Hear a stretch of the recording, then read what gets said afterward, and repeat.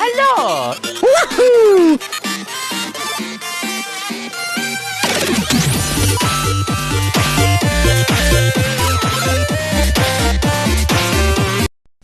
Welcome to our Pokemon Sword and Shield live direct for June the 5th for today for 2019. Gotta say it, that's killing. They just killed the Pokemon press conference from last week that they did, which wasn't really all that good in my opinion. But I got all the details here. I'm gonna run you guys through everything that they showed, and everything I mentioned is gonna be listed in the description of the video. And I'm also gonna link you guys over to their direct. So if you guys want to check it out and watch it for yourself, amazing. We got to see a couple Pokemon from this region and so much more. But let's get right into it. So they talked about new Pokemon from the Galar region. This is the new Generation 8, Gen 8 Pokemon that we got to see. We got to see battles, city exploration, and open world aspects. I think this is gonna be one of the best Pokemon games that they ever came out, since the original games from Game Boy Color that I still love and enjoy still to this day. But the first thing we got to see from the videos is they showcased the city, the trainer exploration, just exploring the worlds and the different cities that you can go to, the battles. You even got to see some of the original Pokemon as well. But they started talking about the new Pokemon, some of the new Pokemon, just a couple, not all of them. Of course, they're not going to show everything in a 15-minute long direct just to share and more news about the game. So this brand new sheep Pokemon called Wooloo. And just from looking at this sheep Pokemon is like a newer version of Marie. That's what it made me think of. But they look really nice looking from this game. The next Pokemon, Gossifleur, that they showed, that was almost like a flower Pokemon. They also showcased her evolution, Eldegoss. And then the next Pokemon after that was Drednaw, the bite Pokemon. It's like a turtle Pokemon. But you guys can check it out. You guys are going to see what they look like and just some of the moves that they use. But the last one was Corviknight, which is like a flying Pokemon, and it made me think about the HMs. They did not talk about the HMs and the technical machines, or the TMs machines that's going to be existed. That's the only thing that I didn't get from this, and there's some other things I'm going to talk about later in the video. But Corviknight is like a flying Pokemon that you'll spot on the field in the open world, or they call it the wild area. I'm going to also get into that. That will take you back to the previous cities and areas that you've been to. So no more flying HM. So we probably won't need the flying HM to get back to the cities that we want to go to and visit. But now that they have him, I don't think they're probably going to do a technical machine. It's probably going to be like special abilities that Pokemon that you'll probably need to find, maybe encounter, that'll be able to give you those different abilities. Maybe surf across the ocean, just different with surf strength, flash, and all that. Maybe there'll be Pokemon special moves that they can learn, certain types that'll be able to learn those HMs instead. Just like this special Pokemon Corviknight. So we're gonna have to keep a lookout for him to be able to go back to where we want to go. But I wonder if you'll be able to catch him. I'm sure probably instead of just waiting for him to come out on the field, I'm sure hopefully we can be able to capture Corviknight, and then we can just use him to just go back instead of just trying to run around and find him. So just like I said, we already got to see original Pokemon from the video footage, and now we're going to talk about the wild area. It's an open world area, and it's from the wild area, it's just this open world exploration where you'll be able to spot different Pokemon depending on the day and night. It's going to be a day and night cycle as well. But then different weather changes, different weather patterns are going to be taking place in the game. So you'll be able to find all different types of Pokemon depending on the weather conditions, which I think is really unique. Another unique feature that Pokemon Sword and Shield is going to have. So that's the wild area. Now, let's talk about giant Pokemon. We're going to have giant Pokemon battles, but they call this, it's not called giant Pokemon battles. You basically say that, but they're calling it Dynamax battles, which are basically the giant battles between Pokemon one-on-one. And in Dynamax, if you Dynamax a Pokemon, it's almost like mega evolution, just mega evolving the Pokemon twice, double the size or whatever.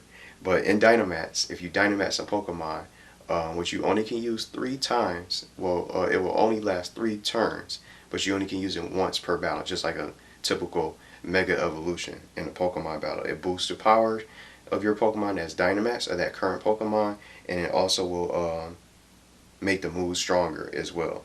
And just like I said, you only can use it once per battle, and it only lasts 3 turns. So that's the only little different thing that they took away from Mega Evolution. Mega Evolution wouldn't last 3 turns because Mega Evolution would last for that particular potion until you particular Pokemon until you switch them out, or until that Pokemon faints and loses all its HP. Now, a multiplayer feature that they talked about was the match raid battles. Now, this made me think a little bit about Pokemon Go. This is going to be the multiplayer aspect of Pokemon Shield and Sword, where you can team up with up to 4 players worldwide, and you can battle a Dynamax Pokemon. Now, once you defeat that Pokemon, that's that current Dynamax Pokemon, they showed Sneasel, the evolved form of Sneasel, Weavile, that they showcased, for example. Once you battle it, once you guys battle, the 4 players defeat it, just like Pokemon Go and the original raid, like a normal raid from Pokemon Go, you can battle that Pokemon and defeat it. Once you beat it, you get a chance to catch that Pokemon. So you'll be able to catch different Pokemon depending on where you live and where you're from and stuff like that. And it's going to change. It's not going to be the same Pokemon that you'll be able to encounter. So I want to see how this is going to work. I want to really probably try this out too, the Dynamax battle. But I'm going to be more focused on the story before I even ever get to probably trying to get to the match raid battles. That's probably something I can probably do after I finish the story and get through the full game itself. So that's our match raid battle information. Now the characters that they showcased. The champion Leon, who's basically like the Lance of the game, pretty much. And then his younger brother, who's going to be the rival. We have an actual rival instead of just someone random running around where you just name, just come up with a name like some other games I can probably think of. We have a rival that's going to be trying to become a champion, just as a better trainer than you. His name is going to be Hop, rival Hop, that's his name. His younger brother, and you're going to probably encounter him a few times during the game, battle, and he'll challenge you and appear randomly, and then you're probably going to face him going towards the Pokemon League for the Elite Four or whatever. But we don't even know if there's going to be Elite Four. We don't know. We didn't get all that information. But some other characters besides Champion Leon and his younger brother Hop, we got to see the Professor Magnolia, the Professor, and then her assistant Sonya that they showcased. But that's all our characters that they showed from the direct. And then lastly, we got to our Pokemon gyms. We got to see one gym leader that they showcased, Milo. He's the gym leader. He's the grass type gym leader. So we got to see him. We don't know what kind of Pokemon he's gonna have. They didn't show any sort of grass type, so just to spoil that, they just showed his character look and what he's gonna look like and what he's gonna specialize with his type of Pokemon.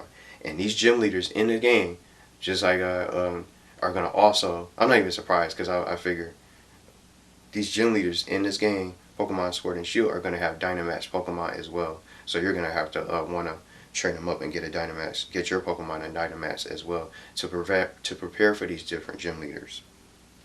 And then they showed off the legendaries. That's what I wanted to see. And there's one other thing I was missing. This is the last part of the direct.